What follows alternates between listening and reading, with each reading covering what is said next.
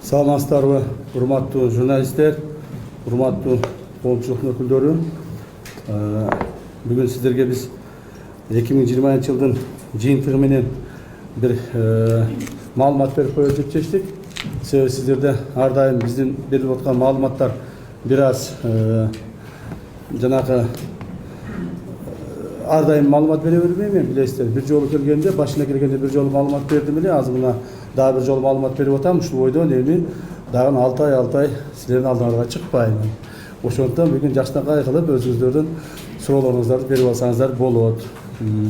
Я очень надеюсь, что вы, уважаемые журналисты, хорошо понимаете, что от той информации, которую я сейчас буду давать, вы будете отталкиваться. Поэтому я прошу вас очень внимательно слушать, не перебивать меня.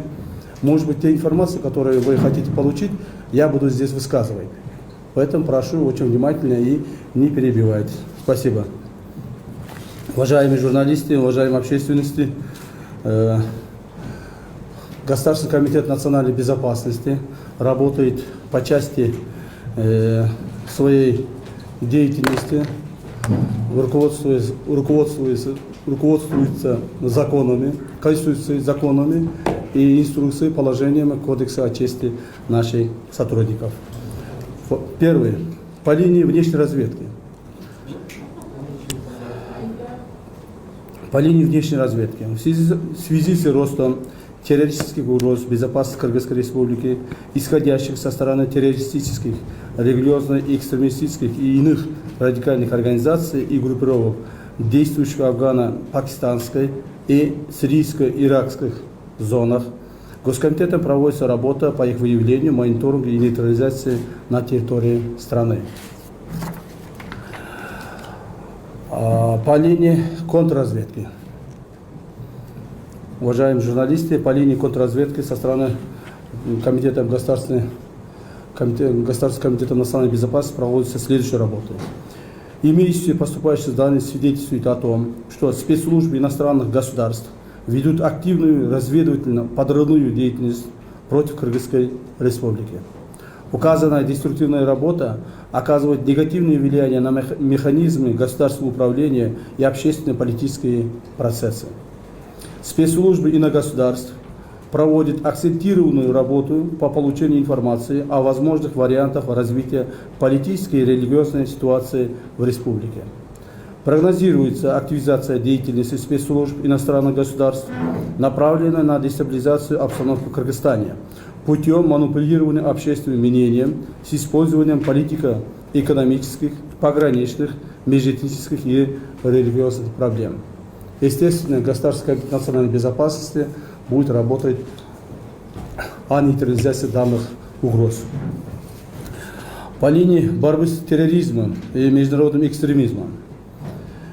Анализ оперативной обстановки по линии борьбы с терроризмом и религиозным экстремизмом свидетельствует о сохраняющихся угрозах безопасности Кыргызской Республики со стороны международных террористических и религиозных экстремистских организаций.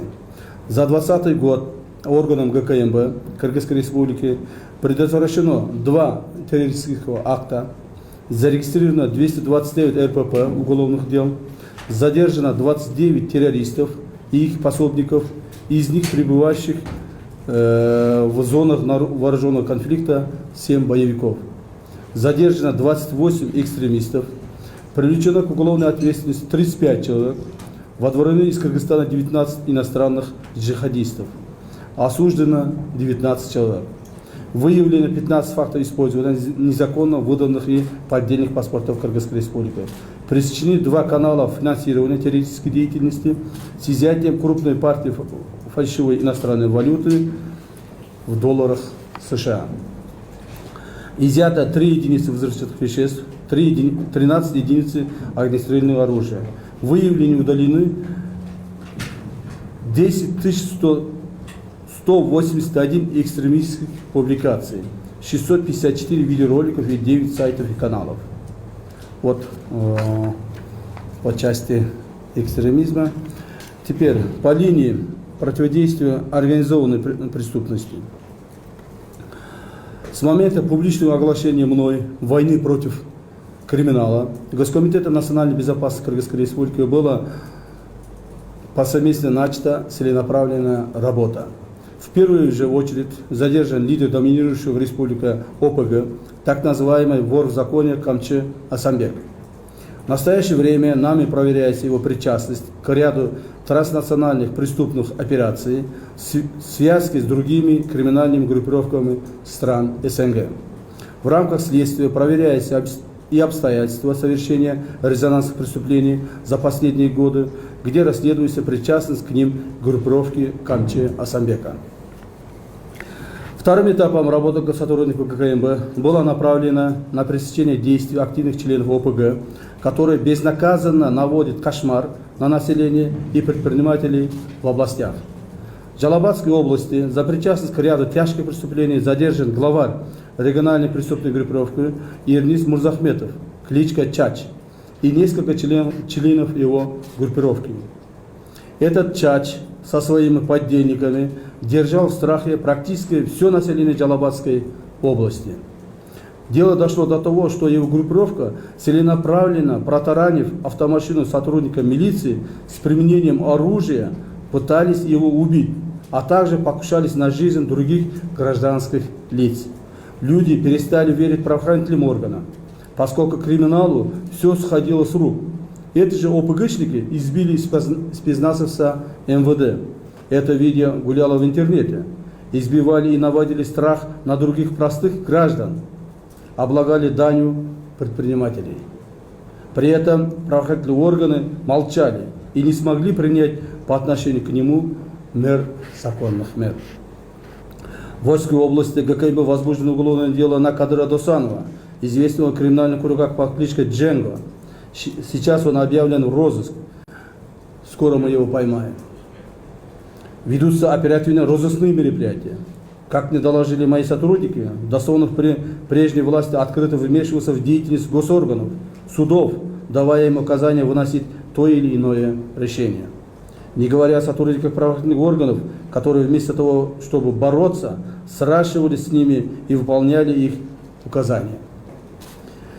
Сейчас ГКМБ такая работа ведется повсеместно. В Чуйской области наши сотрудники задержали членов ОПГ, позиционировавших себя смотрящими за город Токмок и Ойским рынком. Естественно, мы отслеживаем реакцию населения на проводимые нами задержания. Самое главное, реакция населения положительная.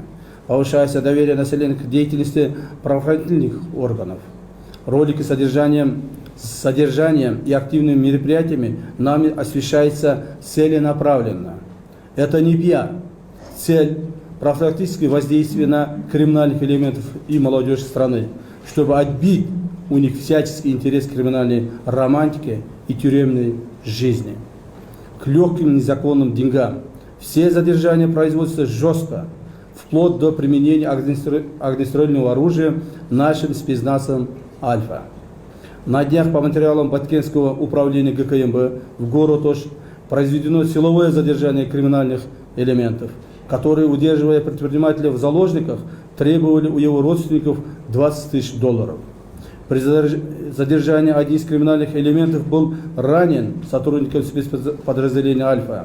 Заложник был благополучно освобожден. Часть преступников задержаны, остальные разыскиваются. Применено огнестрельное оружие. Уважаемые журналисты, мы говорим о том, что никто не должен уйти от ответственности перед законом. Цель – научить, если надо, заставить жить по закону криминальных элементов. Теперь по части по линии АКС. По линии АКС. В данном контексте считаю необходимым заметить, что работа ГКМБ по выявлению и возмещению причиненного государству материального ущерба не была сконцентрирована только на деле Матраимова. Мероприятия в данном направлении являются планомерными и систематизированными. Так были созданы следственно-оперативные группы по наиболее резонансным уголовным делам о преступлениях экономической и коррупционной направленности, по которым был выявлен крупный ущерб государства.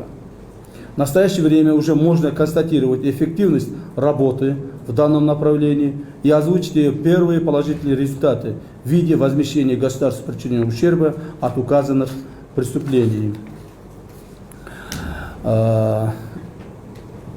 Если рассказать по части возмещения ущерба, с 1 января 2020 года до 23 декабря 2020 года возмещено всего 2 миллиарда 816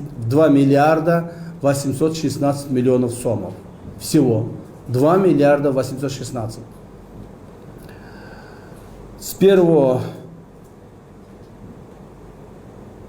С 20 октября по сегодняшний день за 2 месяца было возмещено 2 миллиарда 700 миллионов сомов.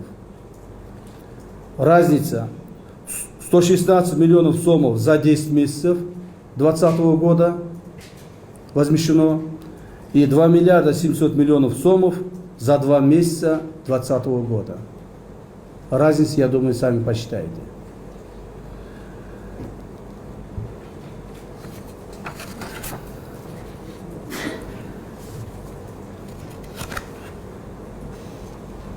Так, насчет Матраимова вы очень хорошо, постоянно интересуетесь, поэтому я по нему дам подробную информацию.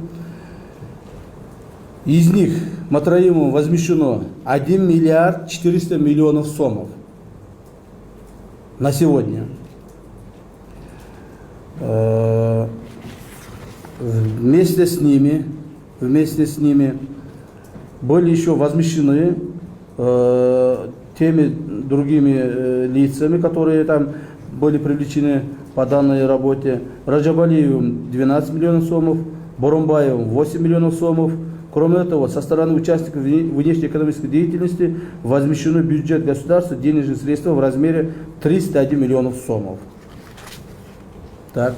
Матраимовым возмещено полностью 2 миллиарда сомов на сегодня.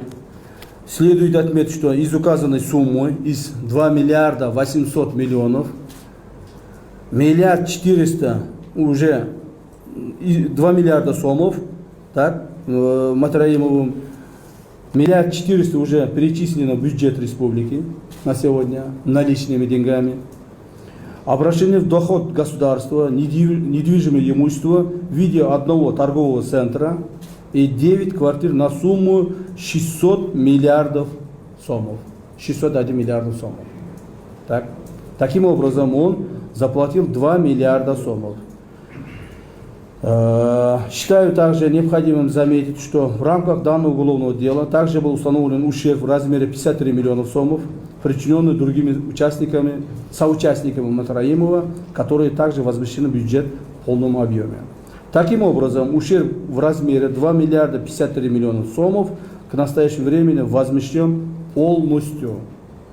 А уголовное дело в отношении Матраимова будет в кратчайшие сроки направлено в судебные органы для рассмотрения по существу. Насколько вам хорошо известно, что ГКМБ на постоянной основе информирует общественность о ходе расследования уголовного дела в отношении бывшего заместителя председателя таможенной службы Раймбека Матраимова.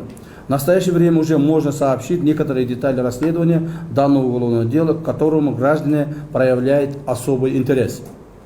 Ввиду необходимости соблюдения тайны следствия, я сейчас не могу дать полную информацию по данному делу, но могу сказать, что ГКМБ в очень сжатые сроки была проведена колоссальная работа по демонтажу коррупционных схем в таможенных органах и получению важных и, самое главное, неопровержимых доказательств вины Матраимова. Установлен ущерб, причиненный им государству в размере 2 миллиардов сомов. Все это деятельности, которые были связаны внутри нашей страны. Добытые доказательства явились одной причин признания Матраимовым своей вины, заключение соглашения о сотрудничестве и полное содействие расследованию, в том числе изобличением других соучастников преступления. Очень важным аспектом работы по данному делу был вопрос возмещения установленного ущерба. И сегодня я уже могу точно сказать, что принятыми ГКМБ мерами Матраимов полностью возместил государству ущерб в размере 2 миллиардов сомов. Я вам уже ранее рассказал, из этих 2 миллиардов, 1 400 000 он перечислил в бюджет страны наличными деньгами, 600 миллионов сомов он обращен в доход государства недвижимое имущество в виде одного торгового центра и 9 квартир на сумму 600 миллионов сомов. Так, торговый центр мы собираемся передавать государству, который государство и далее будет получать доход, а 9 квартир оставляем для сотрудников ГКМБ. Из них одна квартира, она большая, 250 или там, я не знаю, 280 метров в квадрате. И эту квартиру, большую квартиру, конечно, никто из наших сотрудников не может жить. Мы хотим передать детскому дому, какому-нибудь детскому дому или каким-нибудь там социальным объектам, учреждениям хотим передать. В скором времени, буквально 2-3 дня, и выйдет постановление правительства, мы будем распределять данное имущество. Кроме того, одновременно с этим следствием по раскрытию других коррупционных схем, в которых, возможно, замешан Матраимов, будет продолжено, для чего уголовное дело будет выделено в отдельное производство. То есть уголовное дело не прекращено, оно будет продолжено еще более детально разбираться в деле Матраимова. В рамках данного уголовного дела будут проверены данные, в том числе касающиеся возможной причастности Матраимова к коррупции в таможенных органах в период после его освобождения от должности заместителя председателя таможенной службы. О результатах расследования данного дела ГКМБ обязательно будет информировать общественности и о причастности международных контрабандных преступлений и с другими государствами. То есть Россией, Китаем, Казахстаном, нашим ближайшим соседям Узбекистаном. Потому что мы считаем, что преступление Матраимова, оно не должно ограничиваться, то есть оно не ограничивается только внутри страны. Мы считаем, что он мог это преступление совершать еще сообща с другими такими же преступными элементами других стран. То есть по таможенной контрабанде. Это с Россией, Китаем, Казахстаном возможно. Поэтому данное уголовное дело будет продолжено. Есть таблица возмещения. Я думаю, эту всю таблицу я вам не буду перечитывать.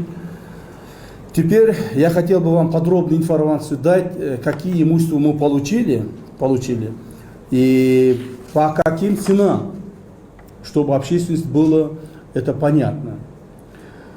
Так, мы получили нежилое помещение с земельным участком общей полезной площадью 6900,8 квадратных метров, расположенный по адресу город Бишкек, проспект Жибек-Жолу, 381, улица Ибраимова, 152, на земельном участке площадью 2533 квадратных метров. Идентификационный код 1030300240492. То есть данное имущество было полностью на него зарегистрировано. Определение рыночной стоимости земельного участка нежилого помещения происходило следующим образом. Курс доллара США по отношению к кыргызскому сому на период 16 декабря 2020 года составил 82,60 сомов. С учетом корректировки ориентировочной средней стоимости 1 квадратного метра земельного участка насчитано по 2400 сомов, это 29,2 долларов США. Средняя рыночная стоимость земельного участка составила 6 миллионов 79 тысяч 200 сом. То есть это 73 598 долларов США. Расчет 2,533 умножить 2400, 6 миллионов 79 тысяч 200 сомов. Рыночная стоимость нежилого помещения земельным участком за 1 квадратных метров по 78 тысяч 99 сомов. 99,66 сомов. То есть 78 тысяч 100 сомов, да, получается. Это 945 долларов США. Общей полезной площадью 6900,8 квадратных метров. На период 16 декабря 2020 года с корректировкой составил 538 миллионов 950 тысяч 177 сомов. Это 6 миллионов 524 тысячи 820 долларов США. Так получается, мы данное нежилое помещение, то есть торговый центр, взяли у него, если так обобщать, по 945 долларов за метр квадрат. 945 долларов. Знаете, торговые центры в данный момент продаются по 1500 долларов, по 1200. Он как раз и настаивал нам, что там мы покупали у него, то есть брали у него в расчете по 1500 долларов метр квадратный. Нет, мы провели расчет, так, хотели, чтобы там данное имущество попало в руки государства по рыночной, даже ниже рыночной цены. Так, 945 долларов за метр квадратный данное помещение взяли. Второе. Квартиры в количестве 9 единиц, общей площадью 1032,8 квадратных метров. Средняя рыночная стоимость за 1 квадратный метр составила от 41 973 сомов до 67 699 сомов. В зависимости от общей площади предоставленной квартиры. Общая сумма за указанные единицы квартиры составила 56 миллионов 353 тысячи 202 сомов. Это в долларах получается 682 тысячи 242 долларов США. Курс доллара США по отношению к кыргызскому сому на период 16 декабря 2020 года составил 82,60 сомов. Соответственно, за 1 квадратный метр площади цена в долларах варьировалась от 508 долларов до 819 долларов США. То есть все квартиры ремонтированные полностью, то есть квартиры, которые сейчас люди, он сдавал, люди жили. Сейчас освободил все квартиры, и эти квартиры мы берем в доход государства.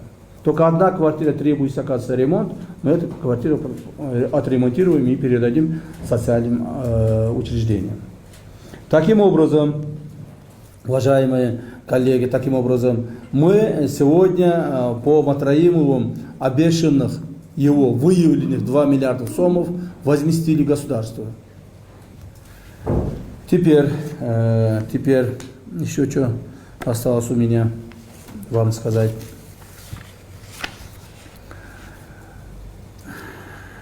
Экономическое преступление.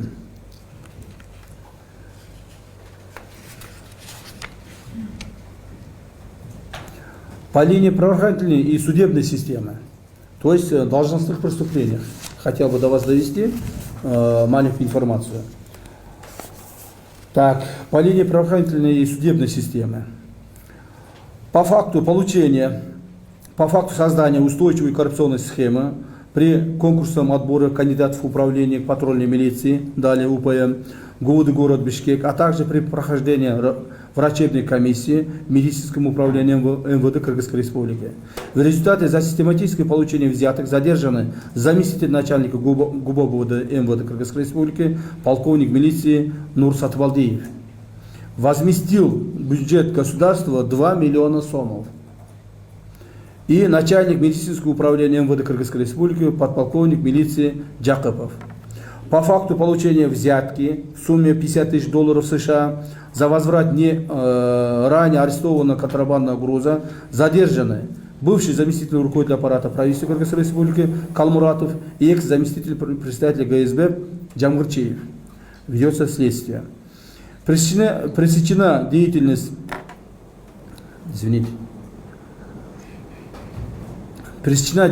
преступной группы из числа сотрудников СБОН МВД, причастных к фактам фальсификации доказательств сбыта наркотических средств. В рамках проводимой работы по пресечению противоправной деятельности сотрудников правоохранительных органов Кыргызской Республики, причастных к покровительству незаконному ввозу контрабандного ГСМ, при этом задокументирован факт незаконного ввоза более 6000 тонн ГСМ. Принятым мерам в бюджет государства возмещено 30 миллионов сомов. За незаконный сбор денежных средств у руководителей территориальных подразделений госрегистра для покрытия расходов избирательной кампании одного из политических партий задержаны директор государственного управления кадастра Маматов и директор государственного агентства земельных ресурсов Ботобаев. При этом установлено причастность к данному преступлению бывшего председателя ГСБ Таирова, который также задержан и водворен в СИЗО ГКМБ. В рамках проверки обращения жителей Гурской области возбуждено уголовное дело по факту рейдерского захвата угольного месторождения и незаконной реализации угля был задержан старший прокурор отдела Ошской областной прокуратуры Омирзахов и его 7 сообщников. В ходе следствия установлен предварительный ущерб государству в сумме 50 миллионов сомов. По факту коррупции при разработке и внедрении автоматизированной информационной системы местный суд, судебной системы Кыргызской Республики и заключение фиктивного договора с одной из IT-компаний на разработку программного продукта задержаны руководитель учреждения информационных технологий, отдел СОД при судебном департаменте при Верховном суде Кыргызской Республики Атликеева и руководитель IT-компании ОСО Центр бизнес и инноваций Задорожный. В ходе следствия установлен предварительный ущерб государству в сумме 8 миллионов сомов. Также проверяется причастность к данному преступлению у руководства Верховного суда Кыргызской Республики, ведется следствие. И здесь конкретно есть причастность к данному преступлению председателя Верховного суда Кыргызской Республики. Мы подготовили про нее полностью документированную документацию. В скором времени подадим дисциплинарную комиссию. Если они одобрят, мы ее привлечем к ответственности. То есть задержим и себе приведем. По факту внесения неправосудных решений, ущерб государству и незаконного обращения задержан судья Верховного суда Кыргызской Республики Османалиев, который, не имея соответствующих законных источников дохода, приобрел и эксплуатировал многочисленные объекты движимого и недвижимого имущества. У него около 20 квартир по городу. При этом в настоящее время за причастность к аналогичным фактам незаконного обращения проверяются другие представители судебной системы. Мы будем проверять каждого судьи Верховного суда. Так? Об этом я еще позже скажу вам, кого как мы проверяем. На сегодня мы уже подали на 3 судьи дисциплинарную комиссию. Если сегодня-завтра они примут решение, мы их сегодня-завтра же задержим. Выявлены факты вынесения судьям неправосудных решений в пользу преступной группы лиц, завладевших рейдерским путем имуществом иностранных инвесторов. По факту создания, я фамилию не буду перечислять, потому что это у нас по секрету идет, по ним сейчас рассматривается дисциплинарная комиссия. По факту создания устойчивой коррупционной схемы в процессе осуществления прокурорского надзора за систематическое получение взяток были задержаны прокурор Аламудинского района Чувской области Стакеев и его заместитель Мойдунов. В данный момент еще рассматривается несколько таких дел по прокурорским работникам. Вот общая моя информация. Если есть ваши как бы вопросы, я готов ответить спокойно, можете задать. Каждый может получить ответ. Пожалуйста.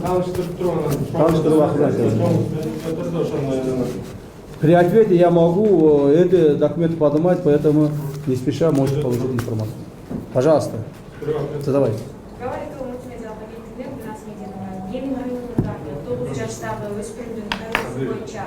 Қандай тиісті шаралар көріліп жатады, жана эмне белгилеп отуруу биринчи суроо, ошондой эле кийинки суроо жана Жалал-Абад санаторийиндеги басып алуу иштерине сиздин тиешиңиз бар экенин айтып атат, анан ошого кандай комментарий бересиз? Биринчи сурооңуз эмнени айттыңыз эле? Емин районундагы 9 жаштагы кыздын видео кайрылуусу боюнча.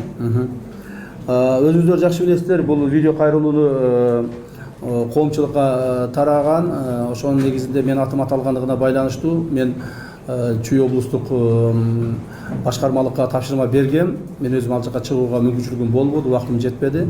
Алар барып жеринде текшеришти. Жерин текшерүү буга чейин да жүрүп атат. Азыр дагы ал үй бүлөгө материалдык жардам биздин сотрудниктердин тарабынан көрсөтүлдү, кызматкерлер тарабынан. Мыйзамдуулугу боюнча бүгүнкү күндө иштер жүргүзүлүп жатат. Жанагы кайга мен тиешем?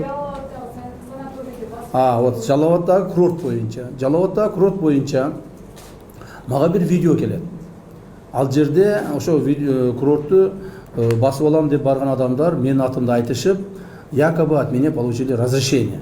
Так? После этого я дал поручение своим сотрудникам по Жалал-Абадской области управления. Они выехали на место, обнаружили этих людей, так, и начали проверять их законность их действий. Получилось так, что эти люди незаконно действовали. Их приказы, которые они показывали в руках, были незаконными. Поэтому мной было дано поручение их задержать и привлекать к ответственности. По этому поводу я еще разговаривал с прокурором, генеральным прокурором, чтобы их не отпускали. Таких людей на местах, самозванных людей, действующих от имени разных руководителей, сейчас стало больше. Поэтому это должно быть уроком для каждого из них. Никто вне закона, то есть не может завладеть никоим образом, никаким имуществом. Это чужое, или это как бы собственное или государственное. Тем более какие-нибудь там государственные должности. Поэтому этих людей, двоих, в данный момент задержаны. Они сейчас находятся в СИЗО Жалал-Абадской области. То есть в УВД Жалал-Абадской области.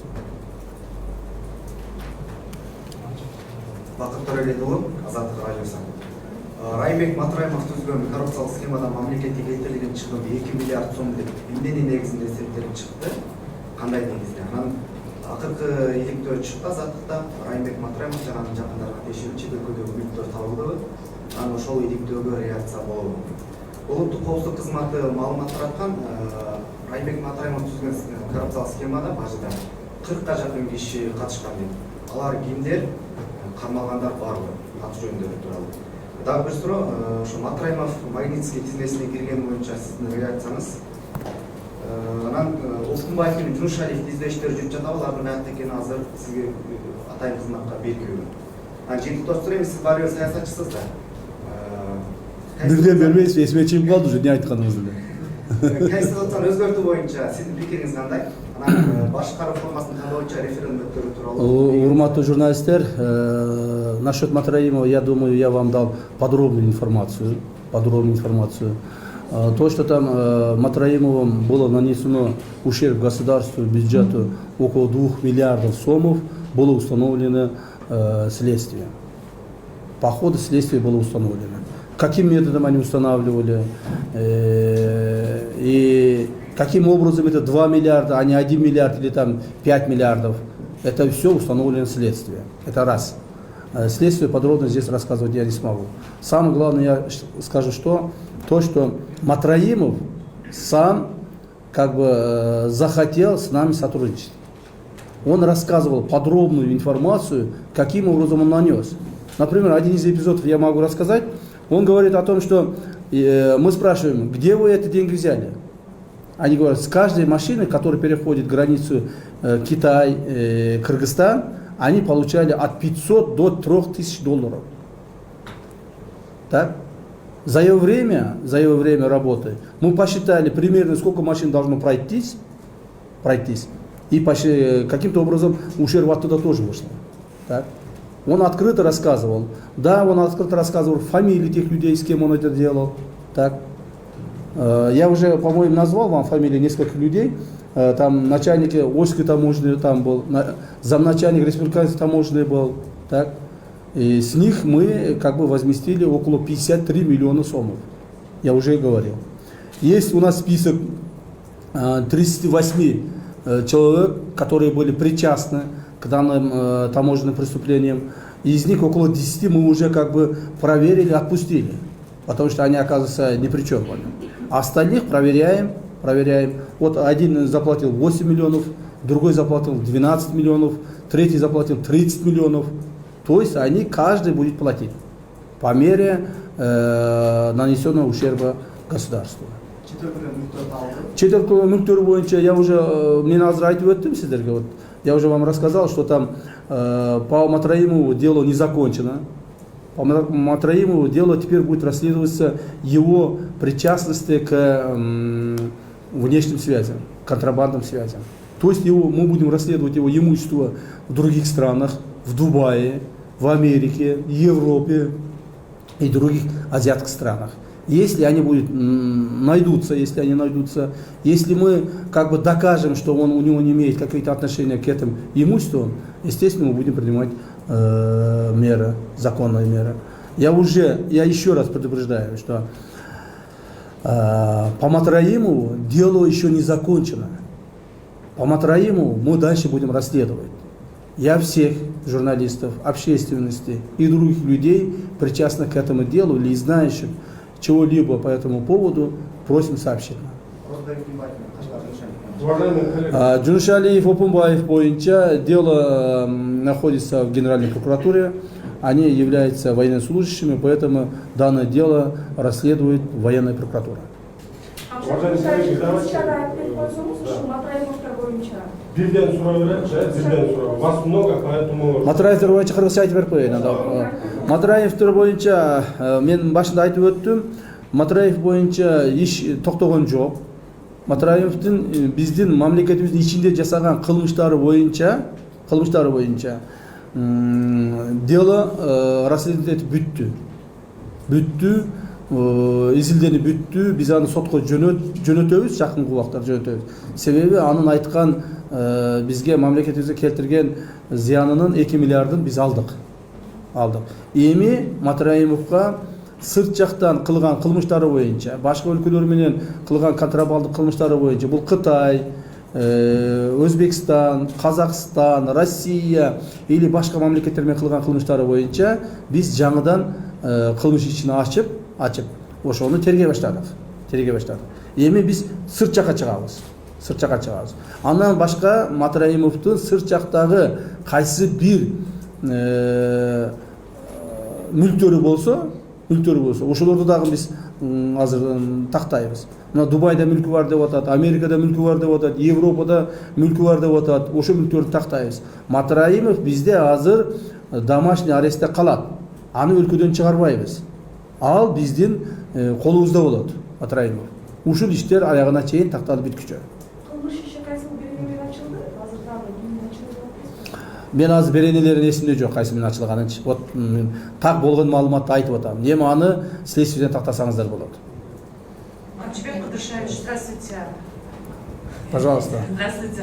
Меня зовут Алтына, я Саки Пресс, у меня к вам 2 вопроса. Можете, пожалуйста, сказать, когда будут первые результаты по демаркации госграниц? И второй вопрос, есть ли какая-нибудь оперативная информация о возможной дестабилизации общественно-политической ситуации во время или после президентских выборов? Насчет демаркации, делимитации госграниц, я являюсь председателем Государственной комиссии по данному вопросу. Мы уже один раз провели с нашими соседями, коллегами с Узбекистана. И данная работа была проведена как бы Всегда так было. По госграницам, когда обсуждаем, это просто так легко не проходит. Мы, например, последний раз, когда обсуждали с узбекскими коллегами, 3 часа 05 минут ночью только подписали протокол. Понимаете, какой тяжелый разговор был, тяжелые переговоры были. 3 часа мы только подписали, 3 часа ночью подписали данный протокол. О чем мы договорились? Мы договорились об общих наших границах, о принципах нашей работы и в основном разговаривали по части демаркации госграниц, что при проведении демаркации, при установлении границы, данную работу проводили повсеместно. Не каждая страна отдельно, а повсеместно. Даже о принятых местах, о принятых решениях мы должны исполнять вместе, чтобы ни один шаг земли не переходил к другому государству или каким-то образом мы по незнанию не перешли в сторону других государств. Поэтому данная работа будет продолжена. И результаты, они как бы сразу не наступят. Результаты будут, но мы будем как бы очень внимательно будем эту работу проводить. Кроме того, второй вопрос по части, возможны ли какие-то дестабилизационные ситуации после выборов? Возможно, но мы будем пресекать это все. Мы будем пресекать этой ситуации.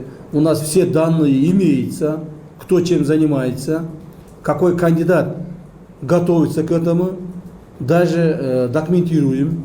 После выборов по отношению этих кандидатов будем принимать меры. У нас есть конкретная информация, что некоторые кандидаты не ведут предвыборную кампанию, а готовятся к дестабилизации ситуации после выборов. Я очень надеюсь, что не допустим, тем более наш народ этого не допустит. Пусть эти дестабилизирующие силы, если выведут на улицу 1000 человек, 5000 человек, 10 тысяч человек, люди подумаются миллионами в данный момент. Миллионами люди подумаются. Пусть у них не будет никакой надежды о том, что они проведут, каким-то образом захватят власть или каким-то образом проведут какие-то дестабилизирующие митинги. Этого мы не допустим. Не допустим. И я, знаете, человек как бы слова, я никогда как бы назад шага не даю. Идем только вперед. Выборы пройдут спокойно. Выборы должны пройтись по воле народа.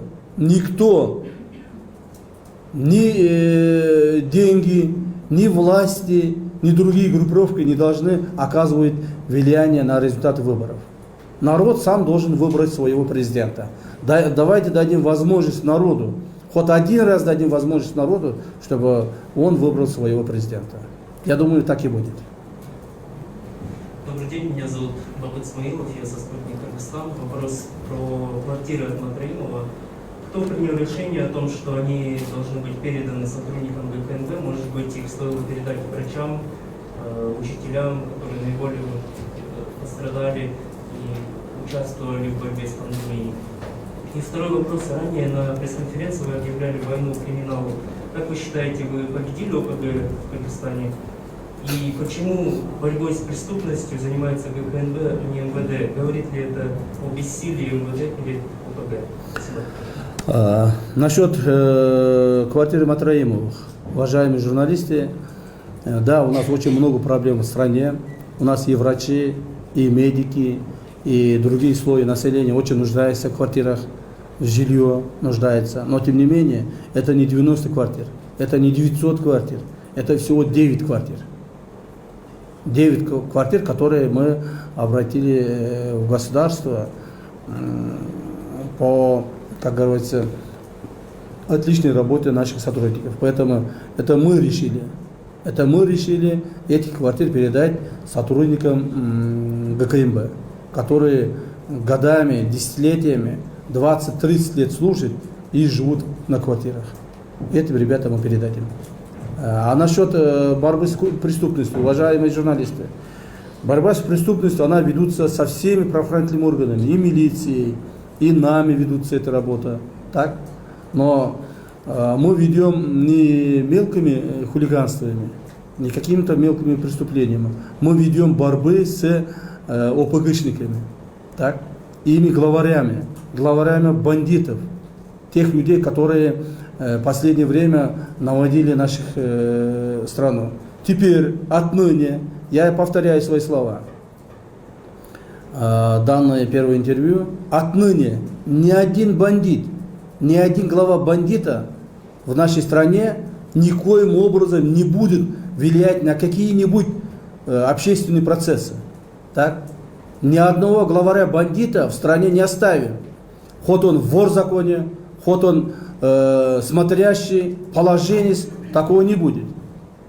Дайте нам информацию, в каком городе, в каком местности какой-нибудь даже авторитет среди криминальных группировок спокойно ходит. Ни одного бандита спокойно в нашей стране не будет ходить в дальнейшем. Пусть они не надеются, что мы успокоимся, скажем, потом успокоимся. Это я не успокоюсь. Я не успокоюсь. Теперь общество должно быть свободно от бандитских криминальных группировок. Спокойные люди, живущие своим трудом, должны свободно жить в нашем обществе. Бандиты, сейчас вот, насколько вы хорошо знаете, очень хорошо живут.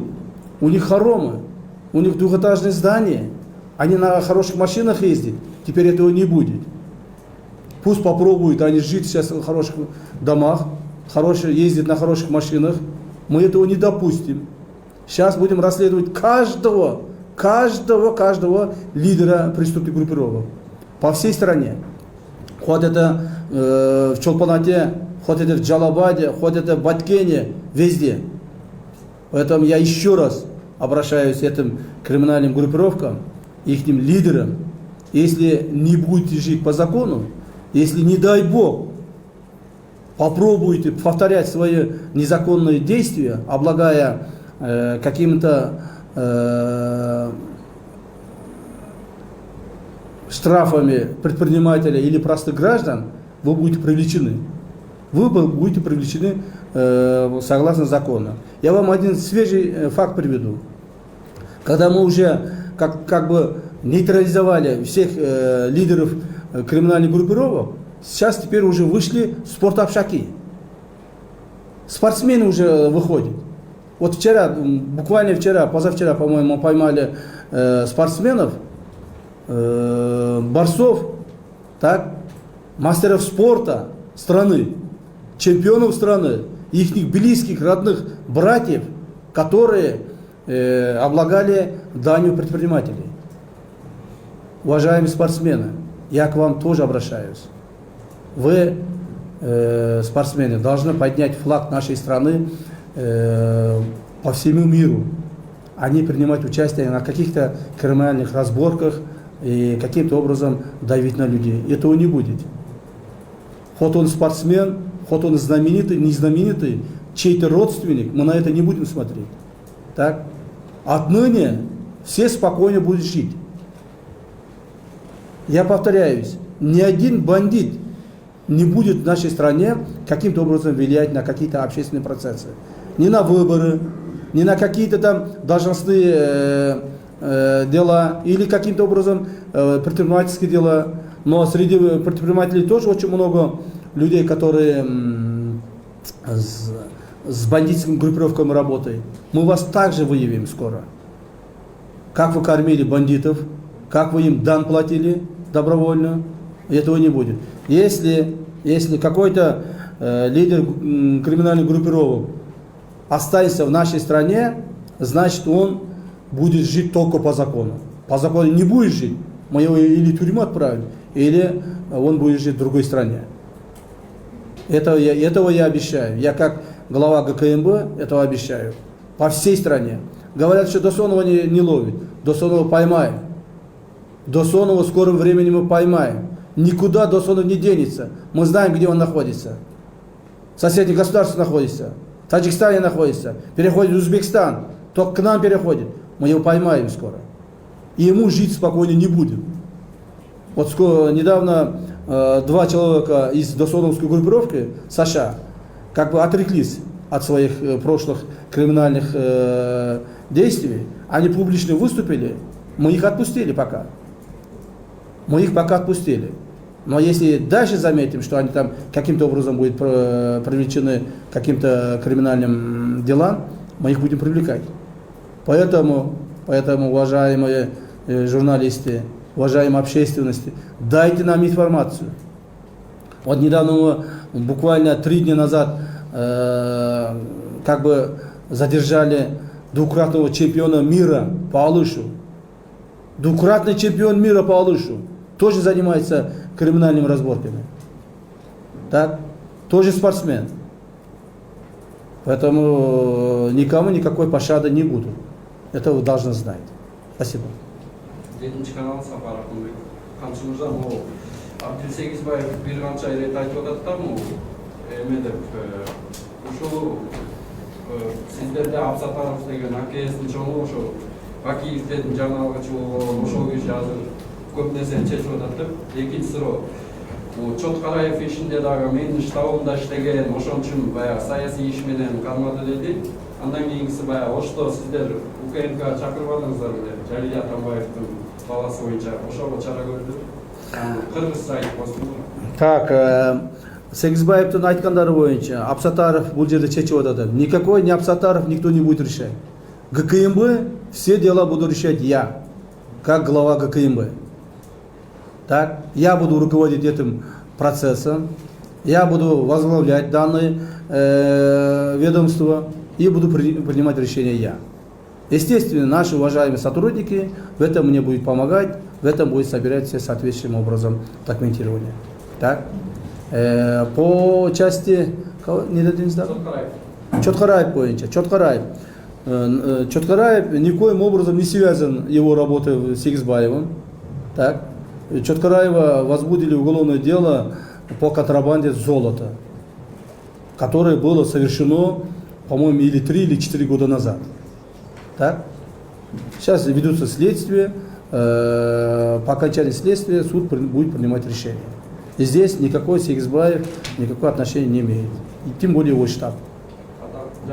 Жалил Атамбаев боюнча, урматтуу журналисттер, бул боюнча мен бир 2 сөз айтып кетейин. Өзүңөр жакшы билесиздер, бүгүнкү күндө мамлекетибизде мындай оорчулук болуп турганда, коомубузда моундай пандемия басып турганда, элдердин жашоосу кыйын болуп турганда, суук болуп көчөдө моунтип баардыгы ушундай болуп турган маалда Жалил Атамбаев эмне кылып атат? Миңдеген адамдар топтоп той берип атат. Биз ойлойбуз, бул элдин коомчулуктун бетине түкүргөндүк болот. Так, эгер ошо адамдын байлыгы болсо, адамның көп имуществосы болса, башкасы болса, берсин элге, мамлекетке берсин. Мына той кылып, тоюнда 3-4 жанагы машинаны призге коюп, бул деген өтө мындай элди тоготпогондук болуп эсептелинет. Мындан ары андай болбойт. Андай допуска этпейбиз. Анын баласы бизде иштейт экен, баласы эми үйлөнүп туруп, үйлөнгөнүң үчүн деп туруп, аны жумуштан айдап берсек болбойт деген таризде баласына строгий выговор бердик. Строгий выговор бердик. Эми баласы жакынкы 1-2 жылда по лестнице, по служебной лестнице не может подняться за поступок отца. Так? Теперь пусть это будет уроком для всех богачей. Для всех богачей пусть это будет уроком. Да, свадьбы у нас должны быть. Свадьбы должны быть. Тойлор болуш керек, башка болуш керек. Но надо мени караш керек да бир баягы моралдык жакта дагы. Ана сырткары соттор боюнча мен жана айтып атпадымбы? Сотторду биз кантип текшеребиз? Соттор мына айрыкча жогорку соттун соттору, мына бул ошол соттор, жогорку сот 35 сот бар экен. Баары 570 жиптерде жүрүшөт, мерседестерди минип жүрүшөт, Гелендвагендерди минип жүрүшөт. Биз ушинтип сотторго айтып атсак, кече бир сот 2 күн алдын үй бүлөсүн алып алып Дубайга дем алган учуп кетти. Бул эмне деген акмакчылык? Сот, жогорку соттун бир судьясы учуп кетти. Кече мен ал сотко уже териштирүүнү дайындадым. Териштирүү башташты ал сот боюнча. Ошол бул жерде ошол Дубайга учуп барган эле 4 адам учуп барган эле. Учуп келген эле дем алып келген эсептесек эле $15-20 миң акча болот экен. Сот ал акчаны кайдан алды? Соттун бир кийген шубасы $5000 турат. Сапогу $1000 турат. Минген машинеси $100,000 турат. Жашаган үйү $1 миллион турат. Андан сырткары мына шаарда квартираларды алып, мына кечээ кармаган сотубуздун 20 квартирасы бар экен. Бул эмне деген акмакчылык? Демек, биз буларды тартипке келтирмейинче коомубуз оңолбойт. Бардык соттордо ар бир сотту карап чыгабыз. Согласно декларация. Декларация эмне жазылган? Ошо менен жашайт. Декларация жазылганбы? Баягы ВАЗ-2106 деп жазып коюшат. Ошону минет. Эч кандай жип минбейт. Судья. Так, декларация жазылганбы? Панельный дом двухкомнатной хрущевки. В этой хрущевке будет жить он. Это судья. Никаких-то хоромах он не будет жить, который стоит $1 миллион. И этого я обеспечиваю. Это обеспечу. Почему? Потому что нам нужна социальная справедливость. Уважаемые журналисты, социальная справедливость. И этого пока кто-то не возьмется, если мы будем вот так проходить, друг на друга не трогать, не замечать, не смотреть, будем как бы потихоньку жить, значит, эта социальная несправедливость будет продолжаться. Мы этого не допустим. Вот я как бы воспользуюсь вашим присутствием, хочу обратиться к каждой судье, каждому государственному чиновнику, депутатам парламента, всем хочу обратиться. Уважаемые, живите посредством. Живите посредством. Например, депутаты парламента, посмотрите, там приезжает на машинах, на дорогих машинах приезжает. А его декларацию поднимаешь, у него этой машины нет декларации. А у него спрашивают, откуда машина? Он говорит, у родственника. Понимаете ли, все они научились свои богатства прятать через родственников. А у родственника кто? Родственник находится где-то там в Аиле, он работает колхозником. И у него в записи имеется 570-й джип, который стоит сотни тысяч $. Ребята, поэтому прятать. Сейчас я знаю, многие из вас начнут продавать свое имущество, многие из вас начнут там переадресовать другим своим родственникам. След-то остается. Каждого из вас мы будем проверять. Поэтому я вам советую что? Я вам советую, продайте, давайте свое имущество и доход государства. Или передавайте доход государства. Это буду работать я досконально. Пожалуйста. Виктор Алексеевич, вы подняли огромный пласт коррупции, криминала. За свою жизнь не боитесь? Но моя жизнь, она есть жизнь моего народа. То есть я свою жизнь посвящаю своему народу. И мне Бог и мой народ дал шанс,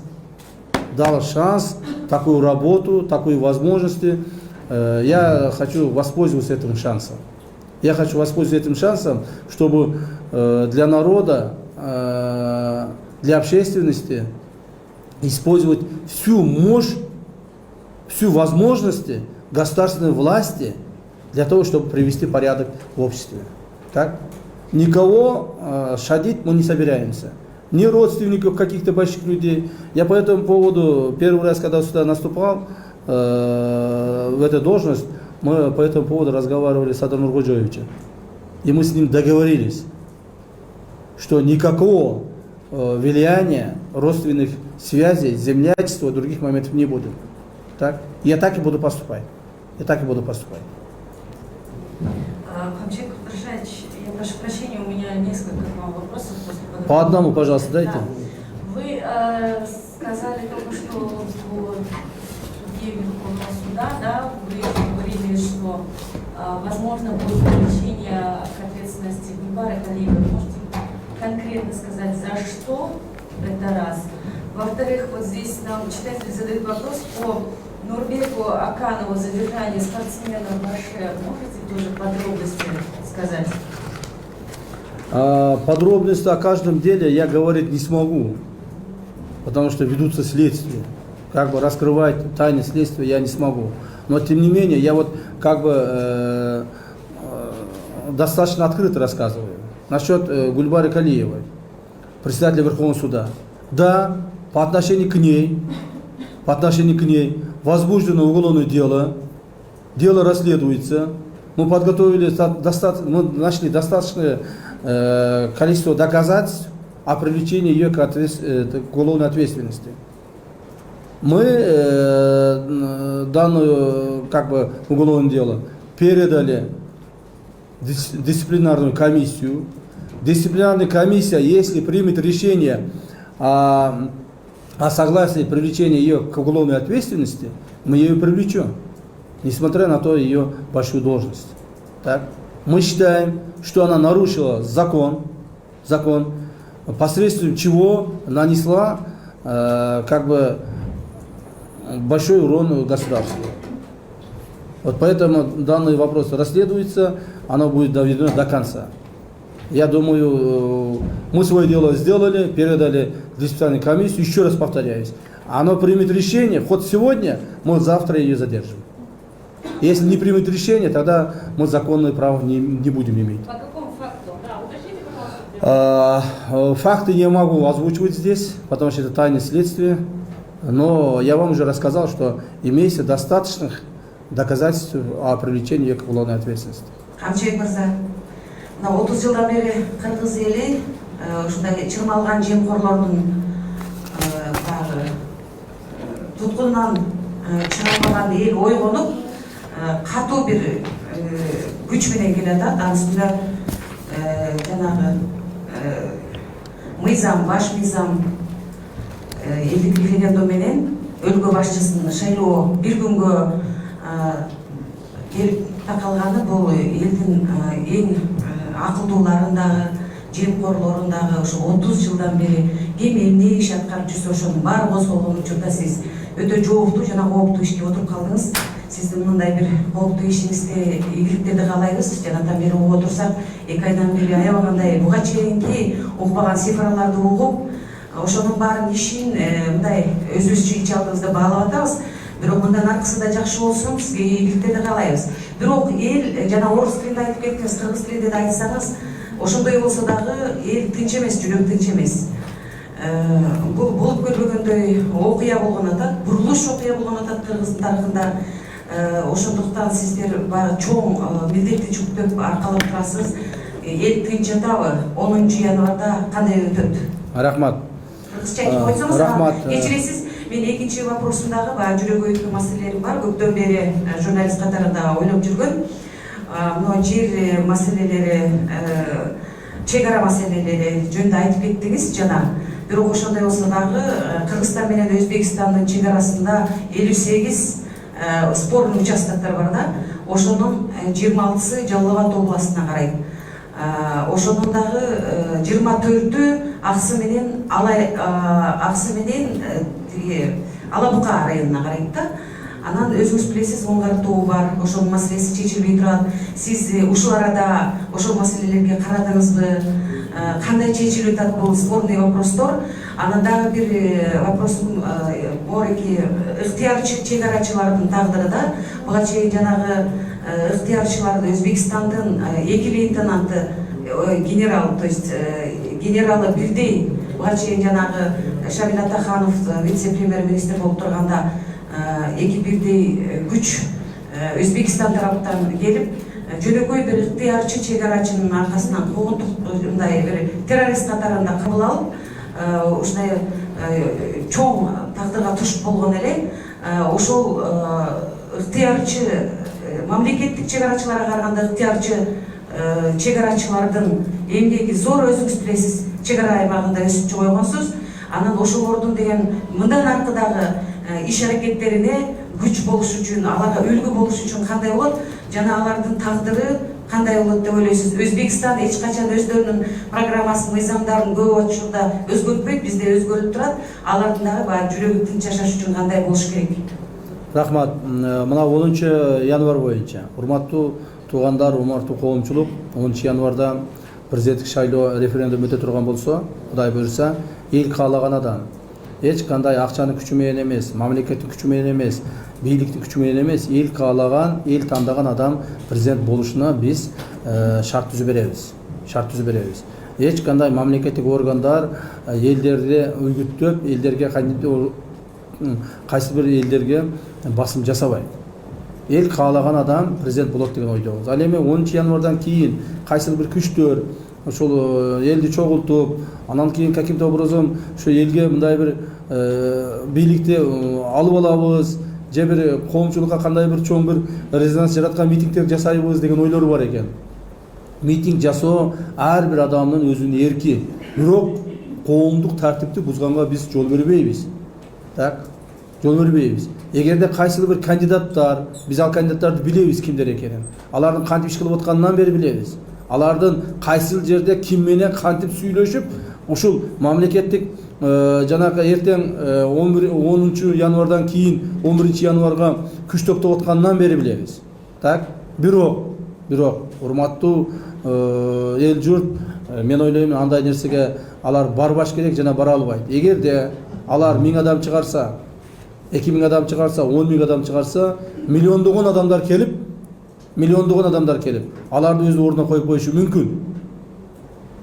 Ошон үчүн мен ойлоймун, мындай нерселерге биз барбайбыз, жанага биз жол бербейбиз деген ойдобуз. Эл бир жолу элге мүмкүнчүлүк берейличи, элге бир мүмкүнчүлүк берейли, эл өзүнүн президентин тандап алсын. Эл өзүнүн президентин тандап алсын. Кимди кааласа ошону президент кылып коюп алсын, анан кийин тагдырына жазганын көрө беребиз акыры. Ал эми чек ара маселеси боюнча урматтуу журналисттер, биз чек арадагы биздин коңшулар менен жакшы мамиледебиз.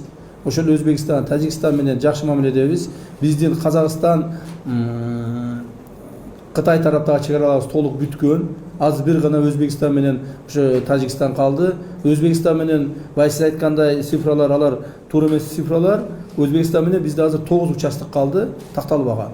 Бирок көйгөйлүү чоң 9 участогубуз калды. Биз буларды сүйлөшүп атабыз, Кудай буйрса тактап чечебиз деген ойдобуз. Өтө оор жолугушуулар, мындай сүйлөшүүлөр болуп атат. Бирок алар да бизди түшүнүп атат, биз да аларды түшүнүп атабыз. Ойлоймун, биз буну чечебиз, Кудай буйрса чечебиз.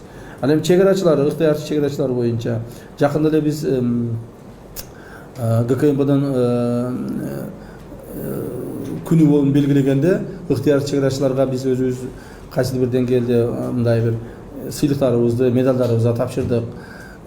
Биз баягы айтып өтпөдүмбү? Биз Өзбекстан, Тажикстан менен азыр жакшы мамиледебиз.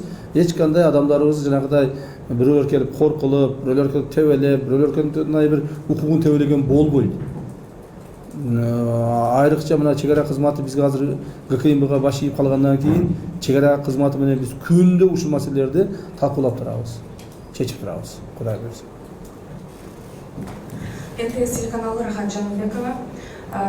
Буга чейин Таир Байкиров жана Кумбек Дилбаевдер кармалганына белгилүү. Алар мамлекеттик кызматтан жана мамлекеттик ишканалардан акча алган, парламенттик шайлоо үчүн кайсы бир партия үчүн акча алган белгилеп. Ошол боюнча дегенбир маалымат айтып бересизби? Буга чейин дагы массалык маалымат каражаттарында айтылды, пенсияга келген соцфонддун акчасынан да алышкан экен депчи. Ошол канча мамлекеттин акчасынан канча акча алып ошол парламенттик шайлоого жумшады? Бул биринчи суроо. Анан экинчи суроо, сиз ушул атайын кызматтын төрагасы катары качанга чейин иштейт деген оюңуз бар? Парламенттик шайлоого катышуу ниетиңиз барбы? Ал болсо кызматты тапшырып беришиңиз мүмкүнбү? Мына Курманбек Дыйканбаев боюнча ачык эле айтып коеюн, урматтуу журналисттер. Курманбек Дыйканбаев бир мамлекеттик ишканадан 7 миллионго чейин сом акча алган. Так, ал мамлекеттик ишкананын башчысы, ошол жерде берген адамдар жана башкалар муну баарын толук тастыктаган. Жана бул изиленип чыкты. Эми ишкана кайсы экенин мен айтпай эле коеюн, эми аны до конца айтпай эле коеюн, макулбу? Бул бир. Экинчиден мына бул соцфонд боюнча, урматтуу угандар, соцфонд боюнча мындай болгон. Соцфонддун жетекчилери ар бир райондук башкармалыктан, район управления соцфонда собирали деньги. Акча чогултушкан. Акча чогултушуп, 40 000, 45 000 сомдон акча чогултушуп, ошолор өздөрү арыз берип атышат. Чогултуп, ошол бир партияны каржылашкан. Мына. Эми андай болбойт. Эч ким эчкимдин акча чогултпайт.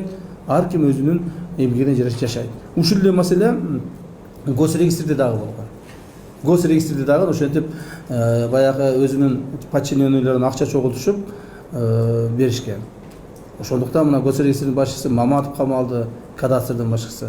Анан кийин госагентство по земельным ресурсам Ботобаев камалды. Алардын артынан алар кимге акча бергенине карап отуруп туруп Таиров камалып атат. То есть ошондуктан ким кимден кайсы бир акчаны требовать эте турган болсо, мамлекеттик кызмат иштеп туруп, бизге кайрылгыла. Эч ким мындан ары коррупционный схеманы биздин Кыргызстанда жасабайт.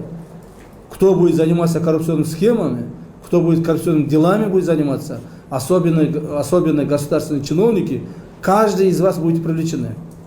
Поэтому я очень прошу, чтобы этого не допускали.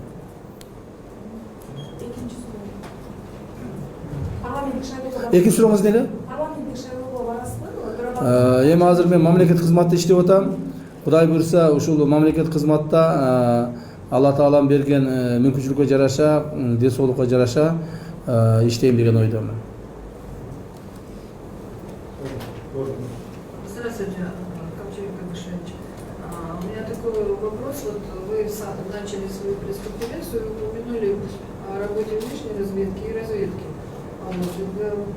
Скажите, пожалуйста, а в каких странах вы имели в виду, что нарастает террористическая опасность для Кыргызской республики, где проводится работа по выявлению, ликвидации вот этих угроз? Из каких стран идут угрозы? Это первый вопрос. И кого выявили, кого там уничтожили, что конкретно пресекли? А второй вопрос о разведке. Вы сказали, что специалисты иностранных государств ведут активную подрывную деятельность. Какие страны вы имеете в виду? Что это за специалисты, какого рода ведут подрывную деятельность? Что конкретно вред они причинили? Может быть, кто-то уже задержан и выявлена, пресечена деятельность? Вот не могли бы вы добавить конкретики? Какие страны вы имеете в виду? И что конкретно? Так, по линии терроризма, уважаемый журналист, по линии терроризма я уже вам как бы поставил известие о том, что по этой линии у нас ведутся работы в основном с восточными нашими соседями. Это сирийское направление, иракское направление, афганское направление. Так? Ведется очень много работ, и как бы раскрывать здесь, что было, как будет, невозможно. Этого нельзя делать по нашей службе. Да? А вот по части подрывных работ других стран на территории нашей страны, да, у нас имеется много информации, возможностей, информации, фактов, и некоторых людей мы уже как бы на этом деле поймали, да, по части подрывной деятельности внутри нашей страны. Да, у нас есть очень много стран, которые хотели бы как бы завладеть многими информациями и как бы хотели бы даже вмешиваясь в управление государством, властных структур. Мы, естественно, будем пресекать все эти деятельности, будем принимать меры. У нас есть факты. Но каких фактов есть? Из каких стран эти как бы так называемые агенты-шпионы были, сейчас говорить я не смогу. Многих мы уже выслали. То есть интересно узнать, какие страны работают против Кыргызской республики. Это... Кто враг номер 1, номер 2, номер 3? Ну, это мы знаем. Вам этого нельзя знать. И какого рода эта деятельность? Как? Какого рода эта подрывная деятельность? В чем выражается? Что они подрывают? Это специфическая работа. Здесь как бы рассказывать, чем они занимались, тоже нельзя, невозможно. Поэтому только такими информациями ограничимся. Хорошо? Мақсат Леспеков, Вещич канал.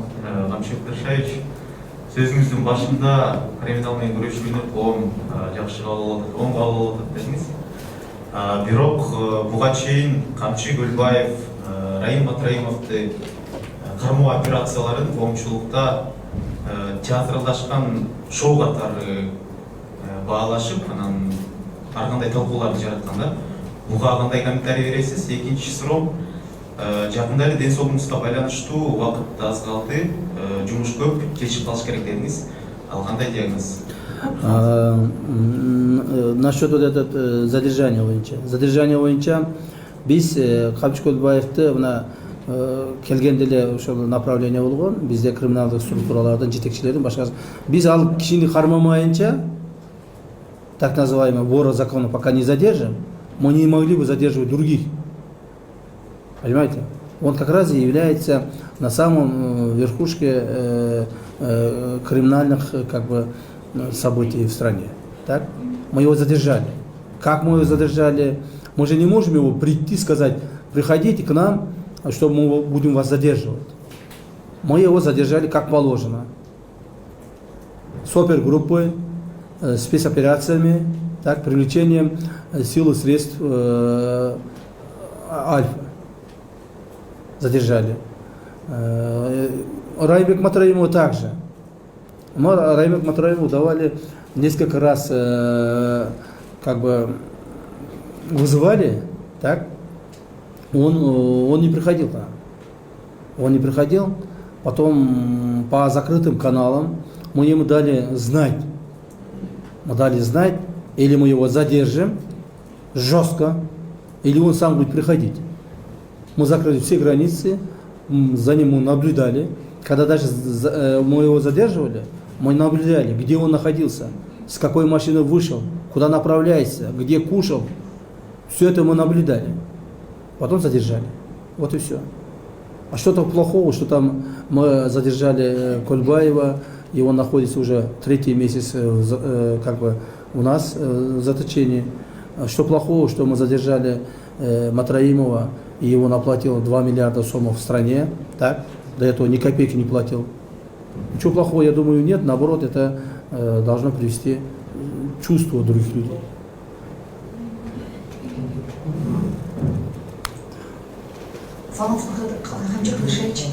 Келе жаткан жаңы жылыңыз менен мен суроом Матраев тууралуу болот.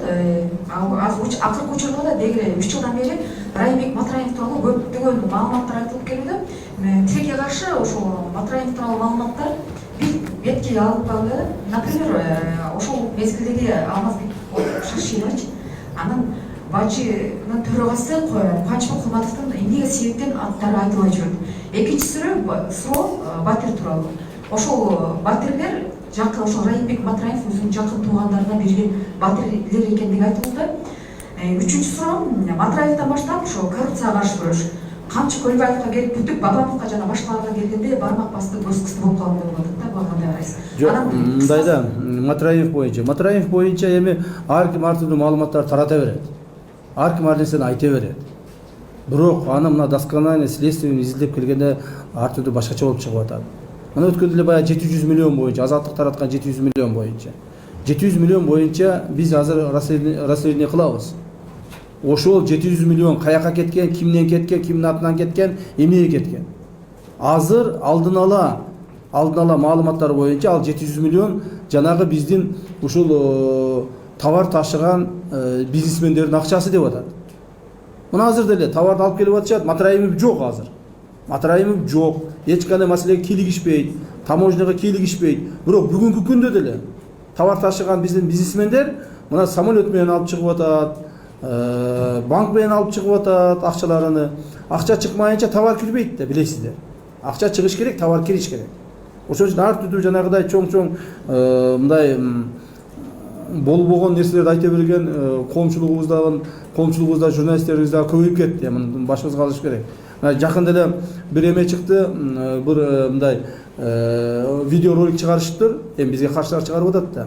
Ошол жерде мени көрсөтүп коюптур. Бул түм эле бүт мамлекеттик имуществолорду басып алган, приватизация кылып алган, мамлекет тарабынан ушинтип байыган деп. Урматтуу журналисттер, я еще раз хочу заметить, я у государства ни одного кирпича не приватизировал никогда. Ни одного сотых земли у государства никогда не брал и не буду брать. Вот моя совесть. А то, что говорят, что там я где-то какой-то завод приватизировал, где-то там землю приватизировал, это все ложь. Ложь это все. У меня один дом есть, и этим домом я проживу. У меня другого, второго дома не будет. Я второй дом не буду покупать. Других квартир не буду покупать. Так? Я данный шанс Богом, народом, чтобы работать, управлять этим комитетом, чтобы принести пользу народу, я воспользуюсь. Я воспользуюсь. Я хочу остаться кристально чистым. Я хочу остаться кристально чистым. Вот по этому поводу у вас не должно быть как бы появляться какие-то сомнения. И ни от кого, вот мои сотрудники сейчас знают, я всем сотрудникам говорю, ни от кого, ни одной копейки брать я не буду. Так? И советую, что все мои сотрудники также последовали этому, по этой линии. Так? По этой линии. Кроме того, наши сотрудники, также я хочу здесь обратиться, сказать, чтобы они тоже смотрят, до них тоже доведем. Чекист не должен жить богато. Чекист не будет жить богато. Он свою жизнь посвящает государству, народу. Да, у него достаточно должно быть дом, машина, все другое, но у него не должно быть никаких счетов. У него не должно быть никакие там дополнительные квартиры. У него не должны быть какие-то там большие сбережения в денежных отношениях. Чекист должен жить скромно и служить народу. Только такие люди будут служить в нашем комитете. Так? Как ранее говорят, что кто-то в нашем комитете живет очень богато, этого не будет. Я пресекать буду обратно своих сотрудников также. И с нашей стороны, со стороны наших сотрудников, никаких преследований не будут. Если какие-то постановочные коррупционные схемы они выработают, или до кого-то будет постановлять каким-то образом, постанову устраивать, этих сотрудников я жестко буду пресекать и наказывать. Поэтому у народа должно появиться надежда на чекистов. У народа должна появиться надежда. Так? Тот, кто работает в нашем комитете, должен быть чистым, честным человеком и преданным своей родине.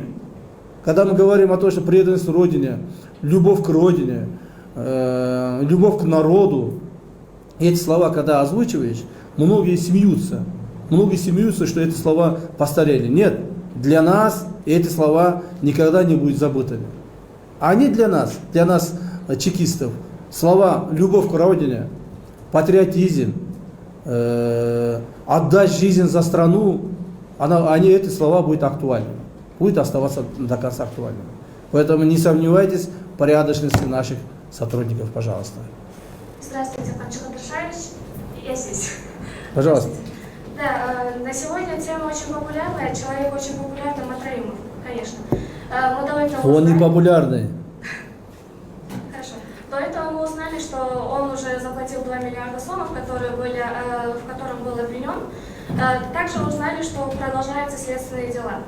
Хорошо, но до этого еще есть другие чиновники, депутаты, люди, которые крали деньги из государственного бюджета. Тот же, например, Эмирбек Бабанов, которого, казалось бы, уже доказали в краже 13 миллиардов сомов из госбюджета. Есть такая тема, которая уже доказана. И собираетесь ли вы хоть какие-то меры принимать насчет других министров, которые незаконно обогатели? Сейчас я вот об этом я как бы сказал, сейчас будем проверять каждого чиновника, каждого министра, депутата, согласно поданному декларацию. Так? Я не хотел сказать, но придется все равно раскрывать одну вещь. Мы сейчас одного депутата Джогор Кенеши поймали. Я ее имя не буду озвучивать сейчас. Он сейчас платит государству крупную сумму денег за то, что он совершал 8 лет назад одно большое преступление. Понимаете? Так? Мы ему поставили условие, что он крупную сумму сейчас как бы возмещает государству. И он будет возмещать. Он уже половину уже заплатил. Так? Таким образом, я еще раз говорю, ни один чиновник, ни один министр выше своего декларации не должен жить. Судьи Верховных судов в хоромах не будут жить. Министры также не будут жить в хоромах. Так? Что у них написано в этой декларации? Трехкомнатная квартира в панельном доме, там и будут жить. Когда общество в таком состоянии, когда у народа такие как бы неблагополучные моменты в материальном отношении, мы не можем жить богато, ребята. Поэтому руководство, руководители госучреждений, министерств, ведомств, судей, прокуроров должны показать пример. Если у нас осталась лишняя машина после всех этих моментов, продайте, отдайте народу. Государству отдайте. Отдайте государству. Если мы за 2 месяца, вот сами посмотрели, за 10 месяцев 2020 года было обращение к государству 116 миллионов сомов по коррупционным делам. За 10 месяцев. А за 2 месяца на сегодня 2 миллиарда 700 миллионов. Это доведем мы до конца года до 3 миллиардов. Считайте, вот за 2 месяца мы возместили 3 миллиарда сомов. 3 миллиарда сомов государству. Теперь с января месяца, я думаю, каждый месяц по 3 миллиарда будем собирать. Не 2 месяца 3 миллиарда. Теперь каждый месяц по 3 миллиарда будем собирать. Пока у чиновников, у коррупционеров не закончатся деньги. Так? Пока у них не закончатся деньги. Пока они не будут жить по средствам, по полученным зарплатам, по заработанным деньгам. Так? И теперь лишних вот этих, не только у бандитов, у преступников не должны они ездить на хороших машинах. И чиновник не должен ездить на хороших машинах, если государство ему не предоставит. Так? Каждого депутата посмотрите сейчас.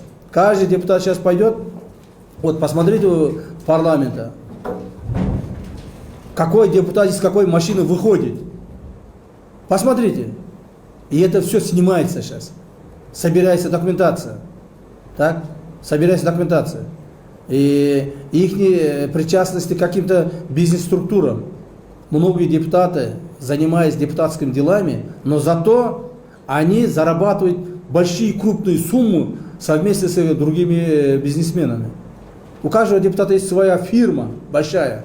Строительные фирмы есть, которые миллионы зарабатывают. Я вам один пример приведу. Недавно мы поймали одну фирму, так? Одного предпринимателя. То есть у нас недобросовестных предпринимателей тоже много. Который платит в месяц 4000 сомов налогов. 4000 сомов налогов. Так? Пошли, проверили его магазин. У него в магазине 140 миллионов сомов товар имеется. У него в магазине имеется 140 миллионов сомов товара. А он платит всего на 4000 сомов. Видите ли? Если общество, если мы на это не будем обращать внимание, мы также будем жить плохо. У него 140 миллионов сомов в обороте, пусть он хотя бы 1 миллион заплатит, а не 4000 сомов, ребята. Пусть хотя бы 1 миллион заплатит. А этот предприниматель платит всего 4000 сомов. А все вот это богатые люди, депутаты, судьи, прокуроры, чиновники, у него одевается. У него там один костюм стоит $5000, $7000. Шуба стоит там 5-10 тысяч долларов. И они все там одеваются у него. Так? А он платит государству 4000 сомов. Вот. Вот таких фактов очень много. Есть одна фирма, которая продает ГСМ по фиктивным накладным, только ими и работает. У него оборотов миллиарды, обороты миллиарды, а он работает фиктивным вот этим накладным. Понимаете? Тогда когда у нас будет общество хорошо жить? Если мы это все не остановим, если мы не будем принимать меры. Сейчас у нас бюджет 170 миллиардов сомов. В ближайшее время, 2-3 года бюджет должен быть минимум 500 миллиардов. 2, 3, 4 раза мы должны поднять бюджет. Вот только тогда хорошо будем жить. Другого нет. Вот одна компания, акцизную марку, почти все выпускаемые продукции поддельной акцизной маркой пользуются. Все как бы продукции у него контрабандные. И он спокойно живет. Он хвалится, что у него там 50 заводов. 50 заводов ничего не платит. Он хвалится, что там обеспечивает людей работой. Но эта работа-то работой, но государству тоже надо платить. Он должен 60 тысяч платить, а он платит 2000. Понимаете ли? Вот таким образом мы будем еще и предпринимателей проверять. А добросовестных предпринимателей, которые там работают, своим трудом зарабатывают, мы будем поддерживать. Кроме того, тех инвесторов, которые к нам приезжают, раньше облагали, оказывается, как бы деньгами. Вот ты приезжаешь, вкладываешь столько в экономику, столько будешь отдавать на черное. Этого не будут. Ни один инвестор ни копейки не будет никому не платить. Ни бандитам, ни криминальным структурам, ни государству, то есть чиновникам не будет платить. Спокойно приезжайте, работайте, я буду как бы гарантировать и обеспечивать вашу безопасность. Это моя работа. Пожалуйста, есть вопросы или закончили? По-моему, я подробно рассказал вам все. 3 вопроса осталось. Жалпы амандылығында 2019 жылдан баштап құқық қорғау органдары жаңа УК негізінде иш алып башташты да. Ошонун эле алкагында бүт эле укук органдары кандай гана кылмыш болосун по факту гана иш козгой алат, алдын ала профилактикалык иш-чараларды жүргүзө алышпайт. Но ошонун алкагында дагы өлкөдө кылмыштуулуктун саны көбөйүп баратканын таанууга болбойт да. Анын алдын алуу боюнча же болбосо кодекстерди өзгөртүү боюнча кандайдыр бир иш-аракеттерди жүргүзө аласыздарбы? Биринчи суроо, экинчи суроо, Теплоэнерго холдингдин жаңы башчысы Болот Жусупбеков жакында эле дайындалды. Андан мурдагы Жалал-Абаддагы ээлеген кызмат боюнча Жалал-Абад өлкөсүндө кылмыш иши козголуп, азыркы учурда тергөө иштери жүрүп жатат да. Андан кийин кандайдыр бир кызматтык аракеттери каралабы, каралбайбы? Ар бир адамдын кызматтык аракеттери каралат. Эгерде кимдир бирөө мыйзамды бузса, аны жоо берүүгө милдеттүү. Бул бир. Экинчиден, биздин сотрудниктер Государственный комитет национальной безопасности, обеспечивая безопасность нашей страны, будем принимать все методы, методологии и возможности для обеспечения безопасности. Так? У нас есть много возможностей. Так? И, да, бывают такие моменты, что в некоторых моментах для того, чтобы обеспечить безопасность, каким-то образом мы проводим оперативную работу. Оперативную работу, которая, возможно, каким-то образом не соответствует каким-то инструкциям или там моментам. Но это мы как бы пробелом работаем. Но в любом случае мы, естественно, будем обеспечивать безопасность страны. Безопасность страны — это все. Это не просто каким-то образом мы должны обеспечивать безопасность от каких-то хулиганов, от каких-то там коррупционеров. Нет. Безопасность — это все. Всю страну будем обеспечивать безопасность. И со всех сторон. Я думаю, мы свою работу будем выполнять. Здравствуйте. Ранее вы сообщили о том, что о задержании сотрудников прокуратуры, сказали, что Идиш Стакири задержан его заместитель и... Кого? Ага. Сказали, что есть еще несколько уголовных дел. Скажите, какие-то уголовные дела и по какому факту кого задержали? И второй вопрос. В случае, если кто-то из ваших родственников, допустим, окажется причастным к коррупционным схемам, вы будете привлекать к ответственности? Ну, естественно, я обязан этого делать. Я должен показать пример обществу. Я ранее уже сказал, что моя жизнь посвящена государству и своим народу, а не своим родственникам, близким или там каким-то знакомым. Нет. Поэтому я еще раз предупреждаю. Если кто-то, мои близкие, знакомые, друзья, одноклассники, еще кто-то будет нарушать закон, они будут привлечены согласно закону. Согласно закону будут привлечены. Никоим образом никого не собираюсь там как бы прикрывать. Это одно. Насчет прокуроров Аламутинского района. Прокуроры задержаны по тем преступлениям, которые там оперативно наши сотрудники работали. Так? Они сейчас находятся под подпиской о невыезде, дело расследуется, они обязательно будут привлечены к ответственности. Обязательно. Последний вопрос. Разрешайте, Марат Уралиев, «Кактус Медиа». Вот вы недавно говорили о том, что ваши сотрудники, вот чекисты, да, как вы выразились, должны там во благо народа, государства работать, должны там по меркам своей заработной платы жить. Но у вас есть очень много сотрудников, высокопоставленных лиц, которые, наверное, не просто так по связи, наверное, к вам пришли сюда в ГКНБ работать и выйти даже на парковку. У вас там одни внедорожники 570 и те же Геленвагены припаркованы.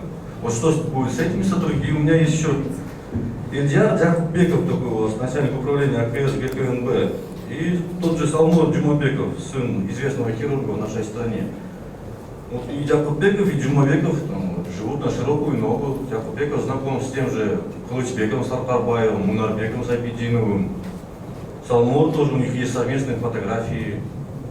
Живут на широкую ногу. Что будет с ними тогда? Вот насчет наших сотрудников, которые там на широкую ногу живут, дайте мне информацию. Дайте информацию. Ни один наш сотрудник, я еще раз говорю, не будет жить богато. Хочет жить богато, пожалуйста, увольняется, занимается бизнесом, не нарушая закона. Хочет жить в хоромах, ездить на хороших машинах, никаких вопросов нету. Для этого должны увольняться и заниматься бизнесом, не нарушая закона. Все. А вот то, что там их знакомство, например, с Саркарбаевым или другими, Раим Матраевым, кто не был знаком? Скажите, я тоже был знаком. Это не значит, что я его должен прикрывать. Кто не был знаком? Например, с теми же другими преступниками, тот же Саркарбаевым. Кто не был знаком? Ваша, наверное, Саркарбаева полоша, наверное, знает. Все чиновники с ним знакомы. Тем не менее, мы его посадили. Понимаете ли? Придет время, если там будет нарушать наш кодекс сотрудника ГКМБ, будет нарушать Ильдар Джакупбеков и Джумабеков, мы их тоже будем привлекать к ответственности. Так? Тоже будем привлекать к ответственности. Я еще раз говорю, в этом комитете принимать решения мне никто влиять не может. Никто влиять не может. Я вам один пример приведу. Один человек был назначен без моего согласия зампредседателем ГКМБ. Без моего согласия был назначен. Я его не пустил сюда. Я сказал нет. По закону я должен дать представление, потом он должен назначиться.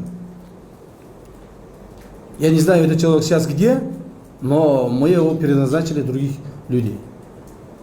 То есть это должно быть уроком для каждого. Чтобы кого-то где-то что-то там внутри комитета, кого-то где-то куда-то назначать, не обязательно родственные связи. Не обязательно, чтобы мне кто-то должен позвонить. Нет. Я ранее как сказал, что ни одного человека с собой приводить в комитет не буду.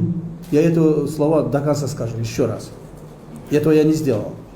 Все те людей, которые мы назначаем на ответственные должности, все сотрудники этого комитета. Со стороны никого не будем приводить. Только по результатам работы. Кто хорошо работает? Вот, например, Салмор Джумабеков очень хорошо работает. Я открыто скажу. Очень много коррупционных дела, очень много возмещений. Через его отдел мы это сделали. Салмор сейчас Джумабеков днем и ночью работает. Но я его предупреждал. Это не значит, что он хорошо работает, какие-то уступки будут. Уступок не будут. Никому. А вот Ильдар Джакупбекова, что-то я хорошо не помню, кто он там. Разберемся. Кимene?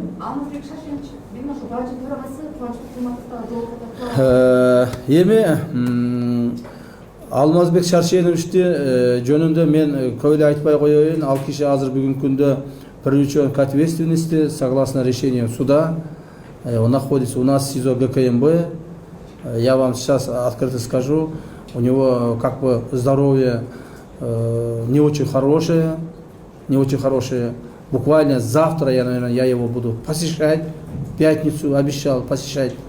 Я посмотрю, если его здоровье не очень хорошее будет, я буду принимать решение его перевести в какое-нибудь другое отделение, в больницу или куда-то буду переводить, чтобы он сохранился, он что остался в здоровье и мог ответить перед законом как положено. Это раз. А насчет Кулматова. Пока по Кулматову никаких материалов к нам не поступало. Если есть материалы, пожалуйста, мы будем возбуждать. Если есть нарушения, пожалуйста, мы будем привлекать его ответственность. Никого прикрывать не будем. Хорошо? Так вот, последний вопрос. Абдулмекбек район Камчатуршаевна, шайлоонун алдында ушул Садыр Жапаров өзүңүздөрдүн мындай каршылаштырууга болгон мындай чагымчыл аракеттер байкалып атат да, андай эффекттер Садыр Жапаров боюнча оюн айтты, экөөңүздөрдүн мамилеңиздер боюнча. Ушул боюнча сиз да өзүңүздүн позицияңызды айтып чектеп койсоңуз. Садыр Нуркожоевич Жапаров мен үчүн бул бүгүнкү жөн эле кандидат эмес. Если кейбир адамдар, кейбир бийликти каалаган адамдар Садыр Жапаровдун артынан чуркап, аган ушундай бир бүгүнкү күндө президент кылып алсак, анан ушул бир пайдасы тийип калар маган деп чуркаган адамдар болсо, Садыр для меня не является каким-то образом основным кандидатом. Так? Для меня все кандидаты едины. А Садыр мен үчүн бир чоң адам, Садыр мен үчүн бир мен жакшы көргөн, ушул өмүрдө тапкан жакшы досум. Я думаю, биз Садыр экөөбүз ошол ойлогон, мурдатан ойлогон, элибизди, журтубузду өзгөртөбүз, элибизге, журтубузга кызмат кылабыз, мамлекетибизди башкача кылып түзүп, элдин, Кыргызстандын кадыр баркын көтөрүп, элибизди жакшы жашоого жеткизебиз деген тилегибизге жетебиз деген ойдомун. Кудай кааласа Садыр экөөбүздүн достугубуз, мамилебиз түбөлүккө болуш керек деген мен ойдомун. Экөөбүздү бир гана Алла Таалам гана ажыратышы мүмкүн. Эч кандай бийлик, байлык, талаш тартыш бизди ажырата албайт. Анан баягыдай чагымчылар чыгып алып Садыр менен камчы урушуп атыптыр, Садыр менен камчы андай сөз кылып атыптыр, андай жок. Андай жок, урматтуу туугандар. Садыр азыр шайлоого чыгып кетти. Шайлоодон утуп келсе, Алла Таалам буйруп 11 январда президент болуп шайланып калса, анда биз баягы айткан ой тилегибизге жетебиз. Эч кандай баягыдай провокационный баягы Садырга артылуу сөздөрдү азыр жаман нерсени айтып атышат, мага дагы айтып атышат. Бирок булардын баарын артка калтырабыз деген ойдобуз. Мындан да оор нерселерди чогуу өткөнбүз. Кудай кааласа, Кудай сактасын, бир ушундай бизде эч нерсе ажырата албайт деген ойдомун. Чоң рахмат. Рахмат, уважаемые. Я вот одну минуту я вам скажу, уважаемые наши журналисты, уважаемая общественность. Вот я дал вам подробную информацию, каким образом работаем мы и каким образом будем работать. Теперь уже вы меня, пожалуйста, не тревожьте. По отдельности не звоните. По отдельности у меня не просите информацию, не просите интервью. Я как глава спецслужбы не могу дать каждый раз как политик информацию. Я как глава спецслужбы не могу дать каждому отвечать какие-то вопросы. Многие знаете мои телефоны и пишите, что я должен на какой-то вопрос ответить. Я все равно не отвечу. Все наши вопросы, все наши информация будет исходить через пресс-релиз пресс-службы нашего ГКМБ. Спасибо за то, что вы пришли. еще раз я вас поздравляю с наступающим Новым годом. Очень надеюсь, что в Новом году у нас будет новый хороший президент. Спасибо всем.